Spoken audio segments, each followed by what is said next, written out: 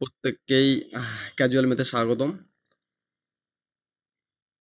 আমি Rowshan from IIT Madras. তো আজকে একটা বিশেষ একটা বিষয় নিয়ে আমি আলোচনা করতে এসেছি। তোমরা যারা অ্যাকচুয়ালি কম্পিটিটিভ মতলব সরকারি চাকরির জন্য যারা পড়ছো, তাদের কিন্তু অধিকাংশ লোকেরই একটা সমস্যা বা অধিকাংশ অ্যাসপিরেন্টের একটাই সমস্যা, তারা মোটামুটি ম্যাথে কোথাও না কোথাও গিয়ে একটু সমস্যায় ভুগতে হচ্ছে, যার ফলে তারা কিন্তু বারবার অনেকটা পথ এগিয়ে গিয়েও নিরাশ হয়ে যাচ্ছে, তাই না? তো আমি রোশন সেই কাজটাই তোমাদের একটু সহজ করে দেওয়ার চেষ্টা করব। যতটা সম্ভব পারবো করে দেব।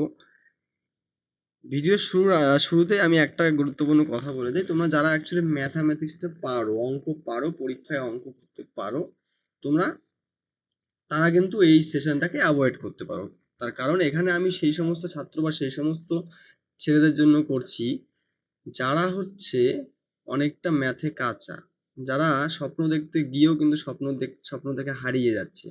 মানে ব্যাপারটা এরকম, তারা মোটামুটি সব সাবজেক্ট পড়ে নিচ্ছে, কোনো একটু অনেক হার্ড ওয়ার্ক করে, অনেক সকাল বিকাল দুপুর পড়াশোনা করে তারা কিন্তু বিভিন্ন বাকি যে সাবজেক্টগুলো আছে সেগুলো কিন্তু তারা তৈরি করে নিতে পারছে কিছুটা হলেও। কিন্তু যখন তারা ম্যাথ নিয়ে বসছে, তখন বিভিন্ন টিচারের ওখানে বিভিন্ন পড়ার ফলে তাদের যে গদ ধরা কয়েকটা ওই কি বলে শর্টকাট সো কল্ড শর্টকাট নিয়ম, হ্যাঁ, তার ফাঁদে পড়তে গিয়ে তার ফাঁদে পড়ে গিয়ে তারা কিন্তু প্রথম হয়তো দু তিনটে অঙ্ক করতে পেলো, আলটিমেটলি একটা নির্দিষ্ট এক্সামকে ক্র্যাক করার জন্য যে পরিমাণ কি বলে অঙ্ক করতে হয় সেটা কিন্তু সেই গন্তব্যে পৌঁছতে পারছে না। তো তাদের জন্য আমি একটা জিনিস নিয়ে এসেছি, ম্যাথের ফাউন্ডেশন কোর্স।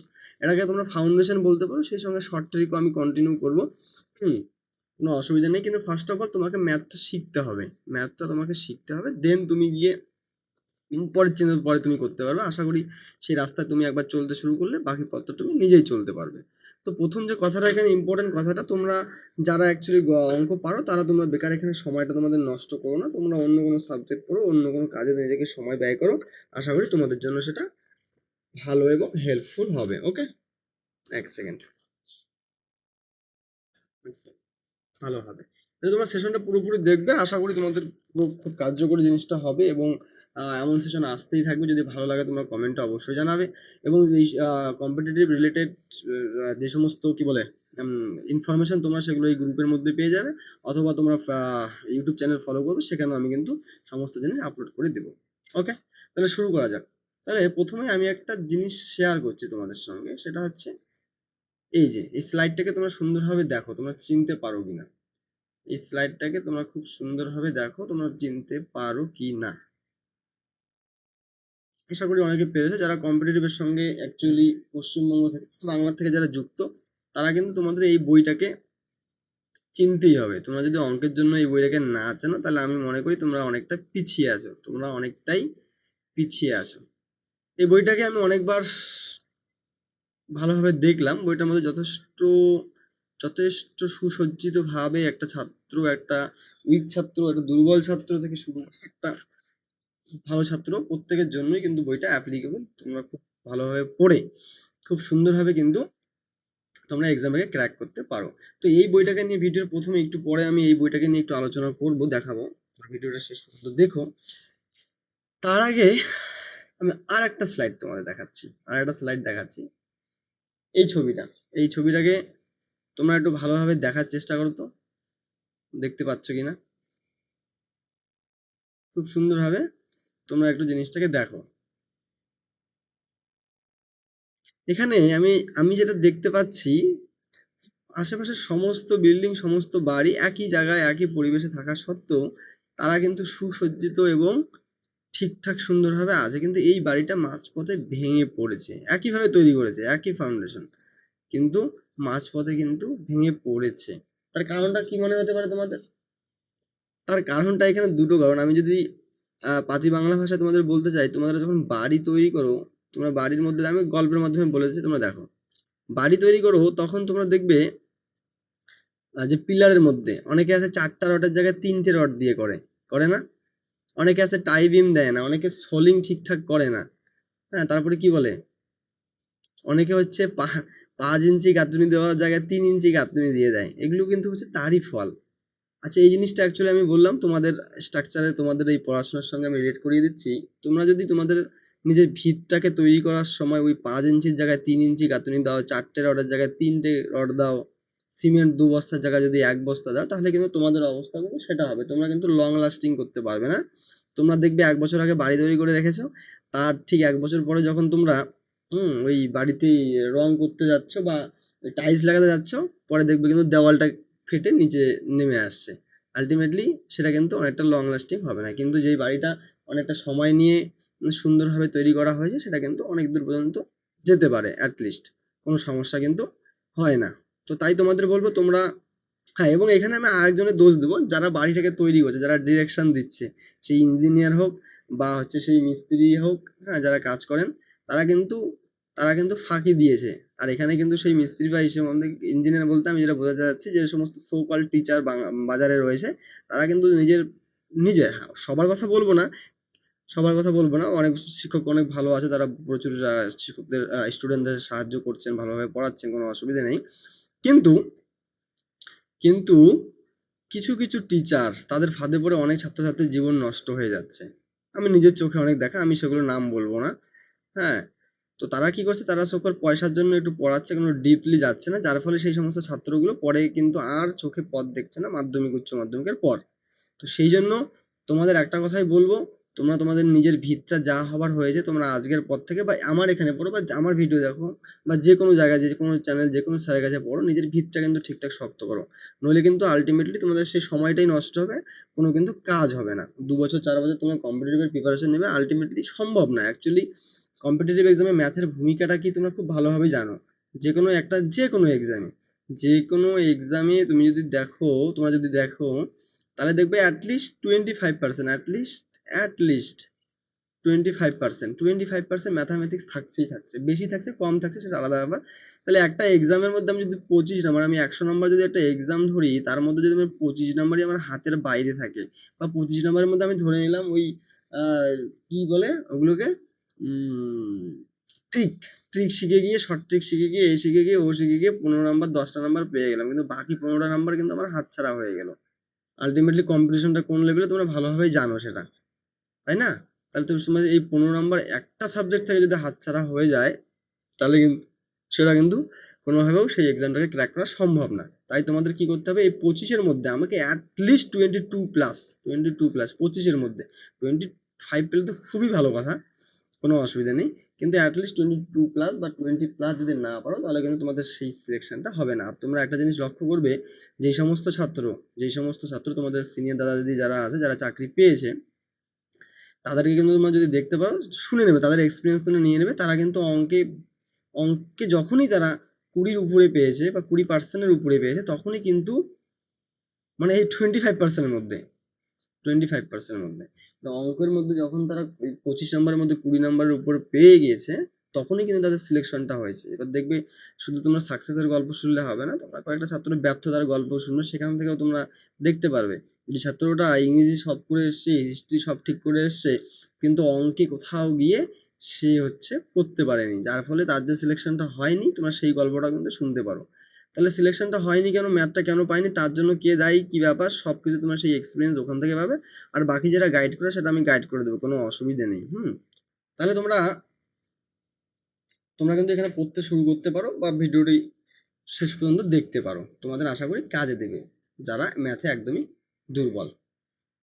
তাহলে এখানে একটা ফানি স্লাইড আছে, এটাকে সিরিয়াসলি নিও না খুব একটা, ভালোভাবে স্লাইডটা সুন্দরভাবে পড়ে নাও। কি লিখেছে, কি বলেছে, সাধারণত আমাদের সম্পর্কে না, মানে আমাদের সমাজে যে জিনিসটা চলছে আর কি। I need someone who can build your secure future. I don't think you can get a government job. We should break up. Normal কথা। কিন্তু ছেলেটা আবার বসে বসে ভাবছে যে আমি কেন জবটা পাচ্ছি না, সেটা তো আমি জানি। আমি তো হচ্ছে এই ম্যাথের জন্যই আমি জবটা পাচ্ছি না। তাহলে একটা মেয়ে ম্যাথ অঙ্ক, তাহলে সেটা কোথায় কোথায় ইম্প্যাক্ট করছে তোমরা বুঝতে পারছো? আলটিমেটলি তোমাদের ভালোবাসার প্রত্যেকটা জিনিসই কিন্তু হাতছাড়া হবে তোমরা যদি অঙ্ক না করতে পারো, ডিরেক্টলি এবং ইনডিরেক্টলি। ওকে, তাহলে আমি আর একটা জিনিস দেখাচ্ছি, দাঁড়াও। সেটা হচ্ছে, এক সেকেন্ড।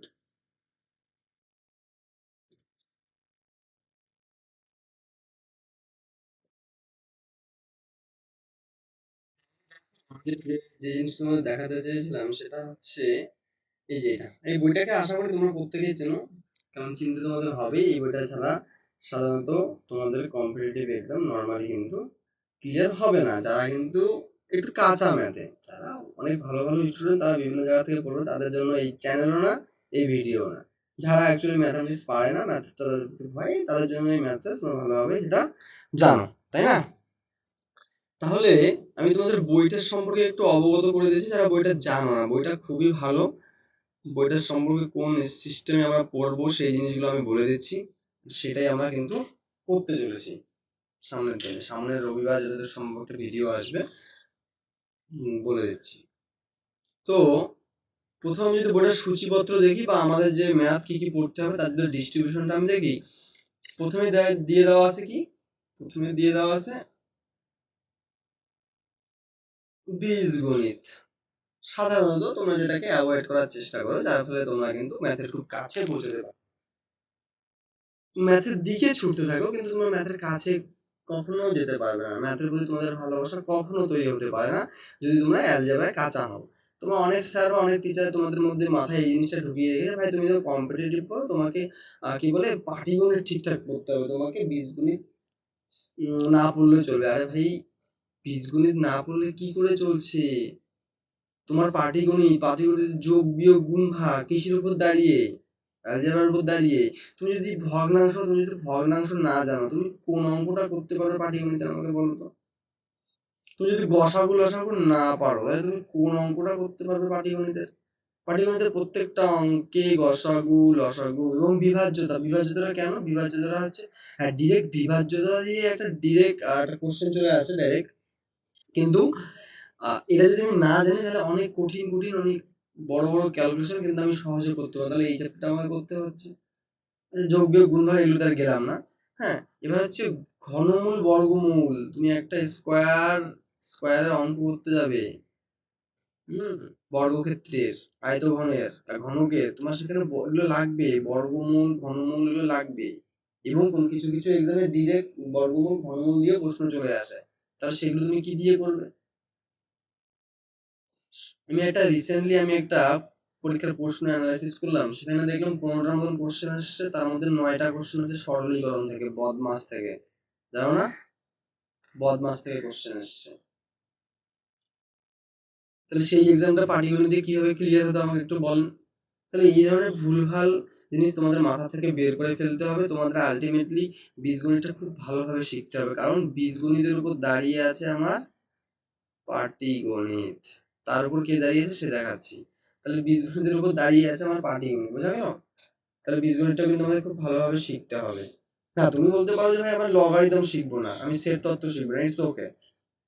সমান্তর প্রগতি, যারা একটু অ্যাডভান্সের জন্য বসে, তাদের জন্য এই দুটো খুব ইম্পর্টেন্ট চ্যাপ্টার। তোমাদের যে রিজনিং, ম্যাথামেটিক্স রিজনিং যে চ্যাপ্টারটা আছে, সেখানে কিন্তু এদের 25% প্রয়োগ, মানে এদের অ্যাপ্লিকেশন দিয়ে রিজনিং দাঁড়িয়ে আছে। অনেকে সেটা জানে না, বুঝা গেল? তো তোমরা ম্যাথটাকে ওইভাবে আর নেওয়ার দরকার নেই। তোমরা ম্যাথ পড়বে না, তোমরা ম্যাথ শিখবে, ওকে? এবার এবার এবার আসো তুমি পাটিগণিতে।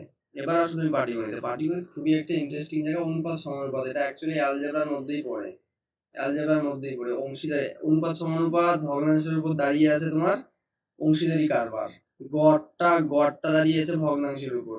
সময় কার্য দাঁড়িয়ে আছে তোমার ভগ্নাংশ বলবো না, আহ ঠিক আছে, সময় কার্যটা আলাদা ক্যালকুলেশন টাইপের, কিন্তু আলটিমেটলি তোমাকে সবকিছু বীজগণিতের সবকিছু মোটামুটি কনসেপ্ট থাকতে হবে। নল চৌবাচ্চা, নল চৌবাচ্চাটা কি পরে দেখাচ্ছি। নল চৌবাচ্চাটার সঙ্গে কার সম্পর্ক? নল চৌবাচ্চা তুমি যদি, এই যে পরিমিতি যদি তুমি চৌ না জানো, পরিমিতি যদি তুমি সমকোণ চৌপল আয়তঘন ঘন না জানো, তোমার নল চৌবাচ্চা চলে গেল, হলো না আর। তাহলে এই দুটো চ্যাপ্টার রিলেটেড, এই দুটো শিখতে গেলে ওই দুটো শিখে আসতে হবে, বুঝে গেল? সময় এবং দূরত্ব খুব ইন্টারেস্টিং চ্যাপ্টার, এগুলো শিখতে হবে, এখান থেকে অঙ্ক ভালো আসে। স্রোত, এই সময় এবং দূরত্বের সঙ্গে অ্যাকচুয়ালি তোমার স্রোতের ব্যাপারটা আসে রিলেটেড। শতকরা অঙ্ক পুরোটাই হচ্ছে তোমার ভগ্নাংশের উপর দাঁড়িয়ে আছে, যদি তুমি অঙ্কটা বুঝতে পারো। তারপর হচ্ছে ক্যালকুলেশন। লাভ ক্ষতি কার উপর দাঁড়িয়ে আছে? ভগ্নাংশের অনুপাত সমানুপাতের উপর দাঁড়িয়ে আছে। সরল সুদ ভগ্নাংশ অনুপাত সমানুপাতের উপর দাঁড়িয়ে আছে, বোঝা গেল? তো তোমরা অঙ্কটাকে এভাবে কখনো ভাগ করার দরকার নেই, বা করা উচিতও নয় অ্যাকচুয়ালি, যে আমার এই পার্টটা শিখবো ওই পার্টটা শিখবো না, এই করবো না। অ্যাকচুয়ালি অঙ্কটা তোমার smoothly smoothly smoothly smoothly smoothly smoothly এগোতে হবে, ডে বাই ডে। বোঝা গেল? ডে বাই ডে সিঁড়ির ধাপের মতন করে তোমাদের একটা করে টুল শিখতে হবে, আর সেই টুলগুলোর ব্যবহার করতে হবে। তারপরে তারপরে তারপরে তারপরে তুমি এখান থেকে এই জায়গাটাতে আসতে পারবে। বোঝা গেল? মিশ্রণটা কি? মিশ্রণ পুরোটা হচ্ছে অনুপাত সমানুপাত ভগ্নাংশের উপর দাঁড়িয়ে আছে। তাহলে এই জিনিসগুলো কিন্তু আমরা সুন্দরভাবে কমপ্লিট করবো, তোমাদের কোনো চিন্তা করার বিষয় নেই। হ্যাঁ, যদি তারপর কি আছে, তার পরিমিতি, আয়তঘন না আয়তঘন শিখতে হবে, বর্গক্ষেত্র শিখতে হবে, দুটো একই রিলেটেড জিনিস। হ্যাঁ, বৃত্ত শিখতে হবে, এই দুটো তো বলেই দিলাম আগে। লম্ববৃত্তাকার, শঙ্কু, গোলক, এগুলো কিন্তু শিখতে হবে, কারণ পরীক্ষা কিন্তু এখন আস্তে আস্তে মডার্ন হচ্ছে, কোশ্চেন ধরনগুলো কিন্তু পাল্টে যাচ্ছে, কোনো কিন্তু ট্রেস করা যাচ্ছে না কোথা থেকে কি কোশ্চেন আসবে না আসবে। তো আমাদের যেটা টার্গেট হচ্ছে যে মোটামুটি 20খানা চ্যাপ্টারকে আমি টার্গেট করেছি, 20খানা চ্যাপ্টারকে টার্গেট করেছি ফুল, এবং কোশ্চেন সলভ আমি করিয়ে দেবো পিওয়াই উইথ পিওয়াই কিউ এর সঙ্গে। বুঝা গেল? তোমরা যারা এখানে কম্পিটিটিভ প্রিপারেশন নিচ্ছে, তোমরা দয়া করে বলবো না, তোমাদের ইচ্ছে, তোমরা চাইলে করো, না করলে না করতে পারো, কোনো অসুবিধা নেই। তোমরা ইউটিউবের চ্যানেলটাকে ফলো করে রাখতে পারো আর সাবস্ক্রাইব করে রাখতে পারো, সেখানে প্রতিনিয়ত কিন্তু এই কম্পিটিটিভ এক্সামের উপর ভিডিও আসতেই থাকবে।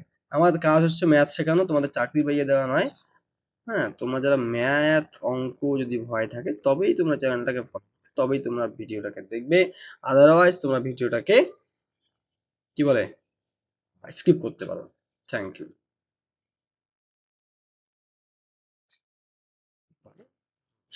ওকে।